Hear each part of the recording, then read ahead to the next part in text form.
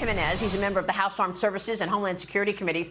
Congressman, thanks very much for being here this morning. I was just reading your tweet on X where you said we are not going to be bullied by thugs who are telling us that they are calling for a day of jihad today. Yeah, and we won't be bullied, and we're going to live our lives the way we normally live our lives, but we should be a little bit more cognizant of what's going on around us. I know that I called back home and talked to law enforcement agencies. They have beefed up, law enforcement in Miami and Miami-Dade County. The EOCs are open just to make sure that everybody is safe. But we should live our normal lives, but be a little bit more aware of what's going on around you. Congressman, what are we going to do about the hostages? What are we going to do about getting people out of Israel who might be in harm's way? We spoke with Congressman Corey Mills earlier today, who was able to evacuate 77 people. And we're told that the administration is now putting together charter flights to take people home. This is a week into this. Is this just starting today? Yep, this shows the incompetency of this particular administration. It shows the incompetency all the way around. Look, now they're going to freeze the $6 billion that they were going to unfreeze for Iran. But look, the problem isn't just the $6 billion. The problem is that we've been lax. This administration has been lax in the sanctions, and Iran's oil revenues have skyrocketed some 70%. That directly funds these kinds of activities, Hamas, Hezbollah. And so we're seeing the results of weakness around the world. I don't think it's any coincidence that we see Russia in Ukraine and now we see Hamas in Israel. And hopefully that's only Hamas and hopefully not Hezbollah or any other nation, trying to take advantage of the situation. But again, it's just this weakness of this administration is allowing all this to happen. Well, what about Hezbollah and other regional actors? How worried are you that this war widens out, broadens? Do you have confidence that Israel can, in fact, wipe out Hamas? I have confidence that Israel can wipe out Hamas because if you've ever been to the Gaza Strip, it is literally a strip. If you stand on a 100-foot hill outside of Gaza, you can actually see the Mediterranean. It's really a small piece of land. There's a lot of people in there. But yeah, I have confidence that Israel will be able to wipe out Hamas. Now, Hezbollah on the north, they've got some reports say they have well over 100,000 rockets, a little bit better entrenched, different geography, not quite as easy. But I also know that, or I'm pretty sure that the Israelis know the threat from Hezbollah, and they've already beefed up their forces up there to guard against any kind of attack from Hezbollah. But yeah, I'm concerned about that too. Well, you're on Armed Services and Homeland Security Committees. How did they get 100,000 rockets? These are terrorists.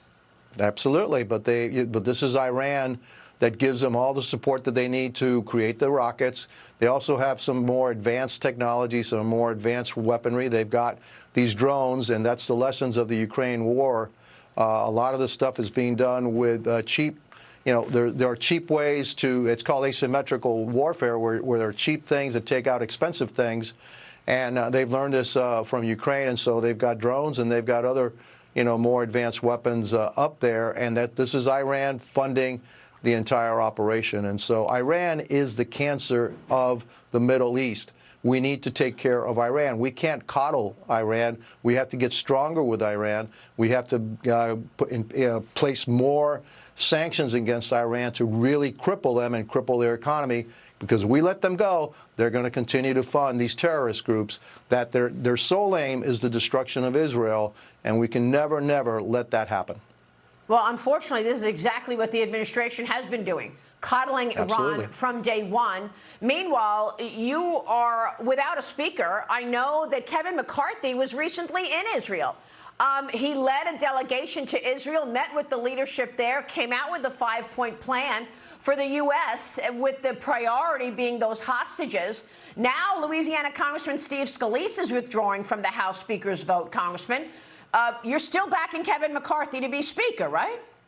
100%. I want, look, if you listen to Kevin McCarthy's words, he said he doesn't want to be nominated, but he's also said he was willing to abide by the will of the conference. It's time for the conference to draft Kevin McCarthy. The way we got, and the way to get out of this is just get out of here. In other words, let's follow the path of how we got to where we are, back out, and that path leads to Kevin McCarthy as Speaker of the House. We need our leader back. We need our Speaker back. And we need to move forward with the business of America. And we also need to move forward with the business of America helping Israel fight Hamas. Here's Kevin McCarthy last night. Let's take a look. It's 4% of the conference with all the Democrats that want this chaos. So the Democrats own it as much as anybody else. They decide. At the same time, their speaker at the time told me, as she told the other Republican speaker, oh, the motion to vacate, don't worry about that. We don't believe in chaos. So, Congressman, where are the votes? I mean, realistically speaking, if you can't get Kevin McCarthy back in place, who could get the votes, knowing that the Democrats are not going to vote for any of your guys? Look, I don't think at this point, look, obviously Steve Scalise already proved that he couldn't get to 217. Jim Jordan is a fine gentleman. I like Jim Jordan, but I don't think he's going to get to 217. The only one that has a shot at getting to 217 is Kevin McCarthy, and we were 8 votes short of getting to 217. And so, look, again, we need to draft Kevin McCarthy. We need to solve the problems inside the conference that we have. 96% of us wanted to maintain Kevin McCarthy. We got 4%, basically 8 people that said no in our own party, along with 208 of the Democrats. So, look, I think we need to go back, take it to the floor. Let's have the floor fight. But our nominee, the person we need to get back in that seat is Kevin McCarthy. That's why I'm only going to vote for Kevin McCarthy. And hopefully that's the end results. Kevin McCarthy back as Speaker of the House. Oh, okay, but how long can this stalemate go on, Congressman? What are you at now? 28 days until the government runs out of money again? No, right. And so, the excuse that was given to oust Kevin McCarthy was that we were going to go into we weren't going to be able to get our funding done. We're going to get our appropriation bills done. And so now, putting Kevin McCarthy out of office is leading us into this situation. We need to put him back ASAP. Thank you, Congressman Carlos Gimenez, joining